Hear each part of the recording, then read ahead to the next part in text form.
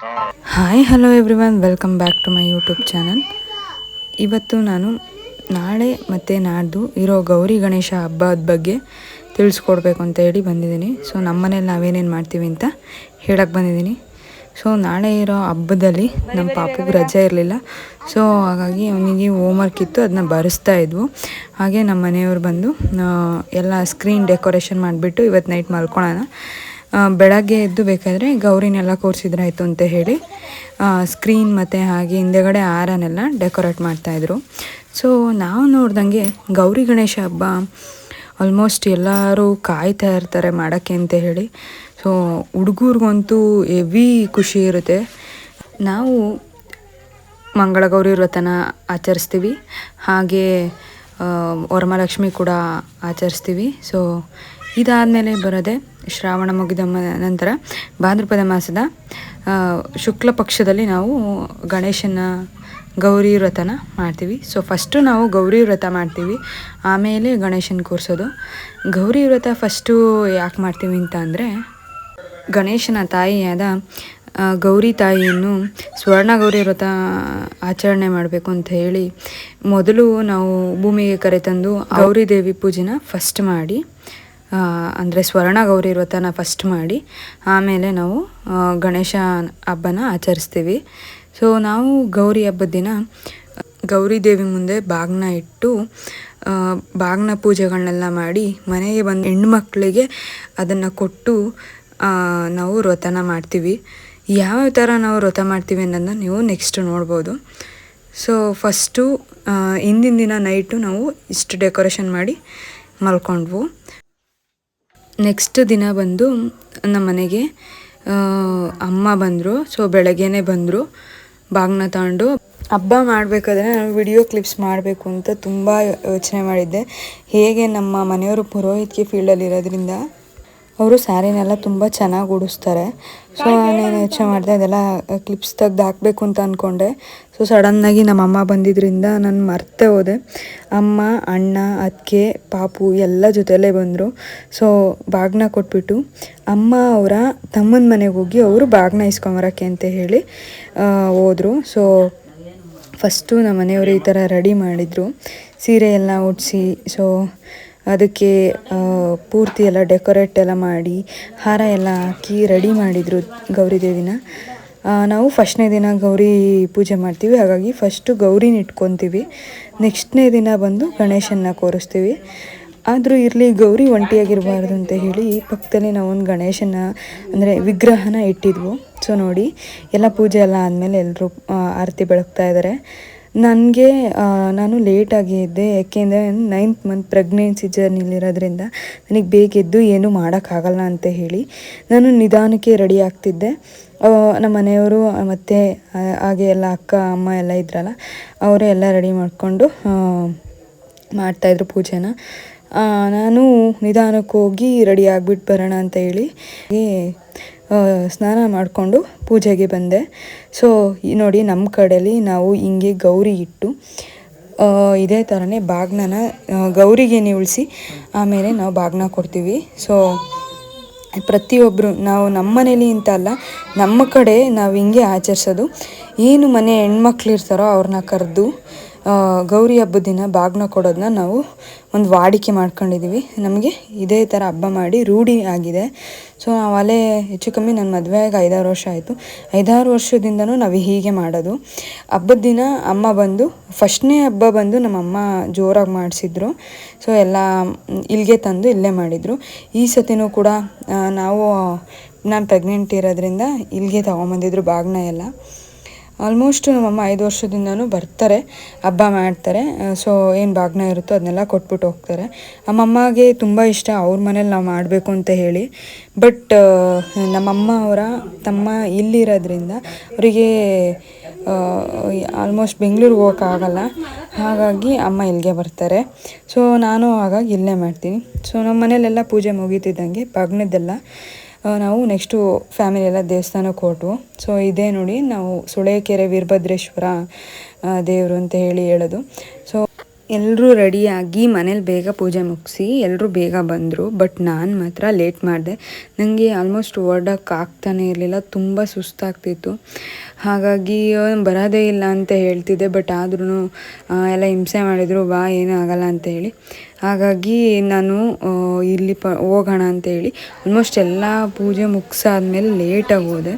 So ನೋಡಿ, ಇವರೇ ನಮ್ಮ ವೀರಭದ್ರೇಶ್ವರ ದೇವರು.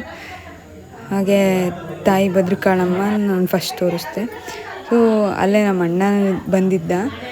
ಸೊ ನೋಡಿ, ಇಲ್ಲಿ ನಮ್ಮ ಫ್ಯಾಮಿಲಿ ಎಲ್ಲ ಪೂರ ಇದೆ.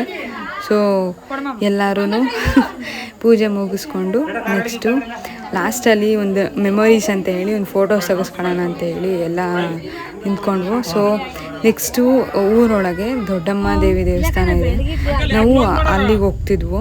ಬಟ್ ನಾನು ಈ ಸತಿ ದೇವಸ್ಥಾನದೊಳಗೆ ಹೋಗಲಿಲ್ಲ. ಯಾಕೆ ಅಂತಂದರೆ ನಮ್ಮ ಲಕ್ಷಿತ್ತಿಗೆ ಕಣ್ಣಿಗೆ ಕಡ್ಜ ಕಚ್ಚಿಬಿಟ್ಟಿತ್ತು. ಸೊ ಅವನು ತುಂಬ ಅಳ್ತಿದ್ದ. ಹಾಗಾಗಿ ಆ ದೇವಸ್ಥಾನಕ್ಕೆ ಹೋಗೋಕ್ಕಾಗಲಿಲ್ಲ. ನಾನು ಇನ್ನೊಂದು ಸತಿ ಯಾವಾಗಲಾದರೂ ಆ ದೇವಸ್ಥಾನ ತೋರಿಸ್ತೀವಿ. ಸೊ ಈಗ ನೆಕ್ಸ್ಟ್ ಡೇ ಬಂದು ನಾವು ಗಣೇಶನ ಕೂರಿಸಿದ್ವು. ಸೊ ಗಣೇಶನ ಯಾವ್ಯಾವ ರೀತಿ ನಾವು ಕೂರಿಸಿದ್ವು, ಏನು ಮಾಡಿದ್ವು ಅಂತ ಹೇಳಿ ನಾನೀಗ ಹೇಳ್ತೀನಿ. ಸೊ ಫಸ್ಟ್ನೇ ದಿನ ಎಲ್ಲ ನೀವು ನೋಡ್ದಂಗೆ ಗೌರಿ ವ್ರತ ಎಲ್ಲ ಮುಗೀತು. ಎಲ್ಲ ಆಲ್ಮೋಸ್ಟ್ ಎಲ್ಲ ಪೂಜೆ ಮುಗಿಸ್ಕೊಂಡು ಹೋದರು. ಸೊ ನೆಕ್ಸ್ಟ್ ದಿನ ನಾವೇ ಮಾಡಬೇಕಾಗಿತ್ತು. ಯಾರೂ ಇರಲಿಲ್ಲ. ನಮಗೂ ತುಂಬ ಬೇಜಾರಾಗ್ತಿತ್ತು ಅವತ್ತು ಹಬ್ಬದ ದಿನ ಯಾರೂ ಇಲ್ಲ ಅಂತ ಹೇಳಿ. ಸೊ ಮತ್ತೆಗೂ ತುಂಬ ಹುಷಾರಿರಲಿಲ್ಲ. ನಾನು ನಮ್ಮ ಮನೆಯವರಿಬ್ಬರೇ ಸೇರಿಕೊಂಡು ಗಣೇಶನ್ನ ಕೂರಿಸಿದ್ವು. ಸೊ ಗಣೇಶನ್ನ ಕೂರಿಸಿ ಅವರೇ ಎಲ್ಲ ಪೂಜೆ ಮಾಡಿದರು. ಗೌರಿ ಗಣೇಶ ಹಬ್ಬಕ್ಕೆ ಪ್ರತಿ ವರ್ಷ ಕರ್ಜಿಕಾಯಿ ಮತ್ತು ರವೆ ಉಂಡೆ ಎಲ್ಲ ಮಾಡ್ತಿದ್ದೆ. ಬಟ್ ಈ ವರ್ಷ ಮಾಡೋಕ್ಕಾಗಲಿಲ್ಲ. ಯಾಕೆ ಅಂದರೆ ನಾನು ಪ್ರೆಗ್ನೆಂಟ್ ಆಗಿರೋದ್ರಿಂದ ನನಗೆ ತುಂಬ ಕಷ್ಟ ಆಗ್ತಿತ್ತು. ಹಬ್ಬ ಮಾಡೋದೇ ಪ್ರಾಬ್ಲಮ್ ಆಗಿತ್ತು. ಸೊ ಸುಸ್ತಾಗೋದು, ಹಾಗಾಗಿ ನಾನು ಮಾಡೋಕ್ಕಾಗಿರಲಿಲ್ಲ. ಅಮ್ಮನೇ ಮಾಡ್ಕೊಂಬಂದಿದ್ರು. ಶಿವ ಹೇಗೆ ಅಭಿಷೇಕ ಪ್ರಿಯನೋ ಹಾಗೆ ವಿಷ್ಣು ಹೇಗೆ ಅಲಂಕಾರ ಪ್ರಿಯನೋ ಹಾಗೆ ನಮ್ಮ ಗಣೇಶ ಕೂಡ ತಿಂಡಿ ತಿನಿಸುಗಳ ಪ್ರಿಯ.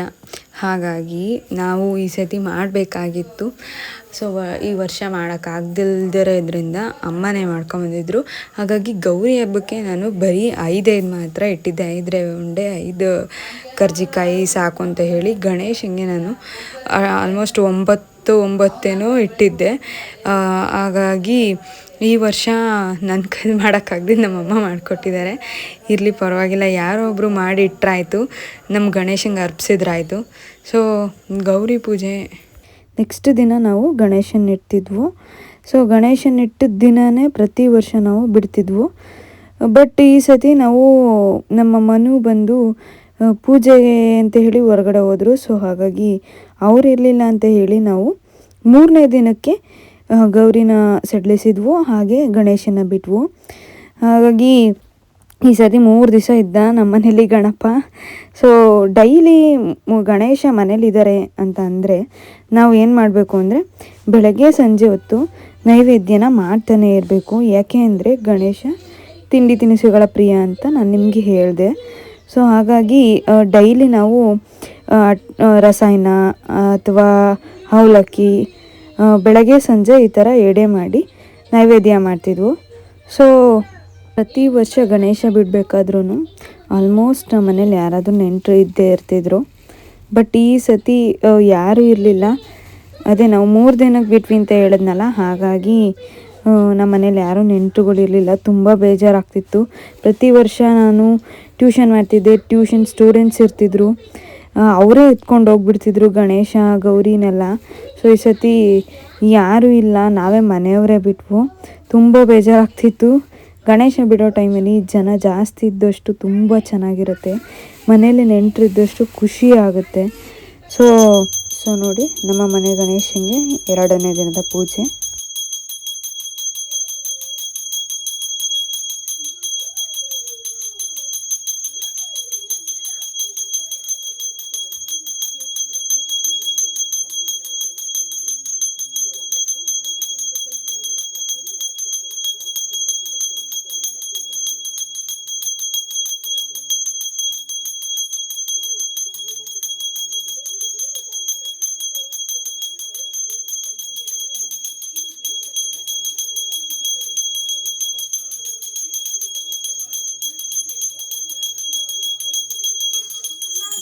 ಸೊ ನಮ್ಮನ್ನು ಪೂಜೆ ಮುಗೀತಿದ್ದಂಗೆ ನಮ್ಮ ಪಾಪು ಸ್ಕೂಲಲ್ಲಿ ಏನೇನು ಶ್ಲೋಕ ಹೇಳ್ಕೊಡ್ತಾರೋ ಅದನ್ನೆಲ್ಲ ಹೇಳಿ ಅವನು ಪೂಜೆ ಮಾಡ್ತಿದ್ದ. ಸೊ ಪೂಜೆ ಮುಗೀತಿದ್ದಂಗೆ ನೆಕ್ಸ್ಟ್ ದಿನದ ನಾನು ವಿಡಿಯೋ ಅಪ್ಲೋಡ್ ಮಾಡಿದ್ದೀನಿ. ಸೊ ಡೈರೆಕ್ಟ್ ಗಣೇಶ ಬಿಡೋದನ್ನ ಅಪ್ಲೋಡ್ ಮಾಡಿದ್ದೀನಿ. ಏಕೆ ಅಂತ ಅಂದರೆ ಅದೇ ಮತ್ತೆ ಹುಷಾರಿಲ್ಲ, ಹಾಗಾಗಿ ವಿಡಿಯೋ ಮಾಡ್ಕೊಳಕ್ಕಾಗಲಿ ಅಥವಾ ಕೆಲಸ ಮಾಡಬೇಕಾದ್ರೆ ಇನ್ನು ಅದೆಲ್ಲ ವಿಡಿಯೋ ಕ್ಲಿಪ್ಸ್ ತೆಗಿಯೋದಾಗಲಿ ಅದು ಸ್ವಲ್ಪ ನನಗೆ ತೊಂದರೆ ಅನ್ನಿಸ್ತಿತ್ತು. ಸೊ ಹಾಗಾಗಿ ನಾನು ಏನು ಮಾಡ್ಕೊಳಕ್ಕೆ ಹೋಗಲಿಲ್ಲ. ಮಾಮೂಲಿ 3 ದಿನ ನಾವು ಬೆಳಗ್ಗೆ ಸಂಜೆ ನೈವೇದ್ಯ ಮಾಡಿದ್ವು. ಸೊ 3ನೇ ದಿನಕ್ಕೆ ಸಂಜೆ ನಾವು ಗಣೇಶನ ಬಿಡ್ತಾಯಿದ್ದೀವಿ. ಸೊ ಈ ಸತಿ ನಮ್ಮ ಟ್ಯೂಷನ್ ಸ್ಟೂಡೆಂಟಾಗಿ ಒಬ್ಬರೇ ಇದ್ದಿದ್ದು. ಸೊ ನಾನು ಈ ಸತಿ 3 ಜನಕ್ಕೆ ಟ್ಯೂಷನ್ ಮಾಡ್ತಾಯಿರೋದು. ಹಾಗಾಗಿ 3 ಜನದಲ್ಲಿ ಇಬ್ಬರು ಆಲ್ಮೋಸ್ಟ್ ಬಂದಿರಲಿಲ್ಲ, ಒಬ್ಬರು ಬಂದಿದ್ರು ಅಷ್ಟೇ. ಸೊ ಹಾಗಾಗಿ ಈ ಸತಿ ಒಂದೇ ಒಂದು ಹುಡುಗಿ ಇತ್ತಷ್ಟೇ. ನಮ್ಗೆ ಹೋದ ವರ್ಷ ಏನಾದರೂ ಆಗಿದ್ದರೆ ಸಖತ್ ಜನ ಬರ್ತಿದ್ರು. ಏಕೆಂದರೆ ಈ ಸತಿ ಪ್ರೆಗ್ನೆಂಟ್ ಇರೋದ್ರಿಂದ ಆಲ್ಮೋಸ್ಟ್ ಟ್ಯೂಷನ್ಗೆ ಯಾರೂ ಬರ್ತಾಯಿಲ್ಲ. ಅಂದರೆ ಅರ್ಧಕ್ಕೆ ಹೋಗ್ತೀನಿ ಅಂತ ಹೇಳಿ ಆಲ್ಮೋಸ್ಟ್ ನಾನೇ ಯಾರಿಗೂ ಹೇಳಿರಲಿಲ್ಲ ಟ್ಯೂಷನ್ ಮಾಡ್ತೀನಿ ಅಂತ ಹೇಳಿ. ಸೊ ಮನೆ ಒಳಗೂ ಕೂಡ ಗಣಪನಿಗೆ ಸಂಜೆ ಪೂಜೆ ಮಾಡಿ ನೈವೇದ್ಯ ಮಾಡಿ ಆಚೆಗಡೆ ಕರ್ಕೊಂಬಂದಿದ್ದು. ಸೊ ಮನೆಯಿಂದ ದೂರ ಬಂದು ನಾವು ಗಣೇಶನ ಬಿಡೋದು ಪ್ರತಿ ವರ್ಷವೂ. ಸೊ ಈ ಸತಿ ನಾನು ಆಚೆ ಬರೋಂಗಿಲ್ಲ ನೈಟ್ ಟೈಮು ಅಂತ ಹೇಳಿಬಿಟ್ಟು ನಾನು ಒಳಗೆ ಇದ್ದೆ. ಹಾಗಾಗಿ ವಿಡಿಯೋ ಕ್ಲಿಪ್ಸ್ ಎಲ್ಲ ನಮ್ಮ ಟ್ಯೂಷನ್ ಸ್ಟೂಡೆಂಟೇ ತೆಗ್ದಿರೋದು. ಸೊ ಒಳಗಡೆ ಎಲ್ಲ ಆಲ್ಮೋಸ್ಟ್ ಎಲ್ಲರೂ ಗಣಪಂಗೆ ಪೂಜೆ ಮಾಡಿ ಆಚೆಗಡೆ ಕರೆ ತಂದಿದ್ದು. ಸೊ ಆಚೆಗಡಲ್ಲಿ ಬಂದು ಸೇಮ್ ಒಳಗಡೆ ಯಾವ ಥರ ಪೂಜೆ ಮಾಡಿದ್ವು ಅದೇ ಥರ ಪೂಜೆ ಮಾಡಿ ಮತ್ತು ನೈವೇದ್ಯ ಮಾಡಿ ಎಲ್ಲರಿಗೂ ಪ್ರಸಾದ ಹಂಚಿ ನಾವು ಗಣೇಶನ್ನ ಬಿಟ್ವು. ನಮ್ಮೂರಲ್ಲೂ ಕೆರೆ ಇದೆ, ಬಟ್ ನಾವು ನೈಟ್ ಬಿಡೋದ್ರಿಂದ ಆಲ್ಮೋಸ್ಟ್ ಕೆರೆಗೆ ಏನು ತೊಗೊಂಡೋಗಿ ಗಣೇಶನ ಬಿಡಲ್ಲ. ಮನೇಲಿ ಒಂದು ದೊಡ್ಡ ತಪ್ಪಲಿ ಅಥವಾ ಬೇಸನ್ ಇಟ್ಟು ಬೇಸನ್ ನೀರು ಹಾಕಿ ಅದಕ್ಕೆ ಬಿಡ್ತೀವಿ. ಸೊ ನಾವು ಮನೆ ಹತ್ರನೇ ಯಾವಾಗ್ಲೂ ಬಿಡೋದು ಗಣೇಶನ್ನ. ಮನೆಗೆ ಗಣೇಶನ ತರಬೇಕಾದ್ರೆ ಎಷ್ಟು ಖುಷಿ ಇರುತ್ತೋ ಅಷ್ಟೇ ಗಣೇಶ ಹೋಗ್ಬೇಕಾದ್ರೆ ತುಂಬ ಬೇಜಾರಾಗುತ್ತೆ. ಏಕೆ ಅಂದರೆ 3 ದಿವಸ ಇರಬೇಕಾದ್ರೆ ಎಷ್ಟು ಖುಷಿ ಇರುತ್ತೆ ಅಂತಂದರೆ ಆ ಹಬ್ಬ ಮಾಡೋಕ್ಕೆ ಒಂಥರ ಖುಷಿ.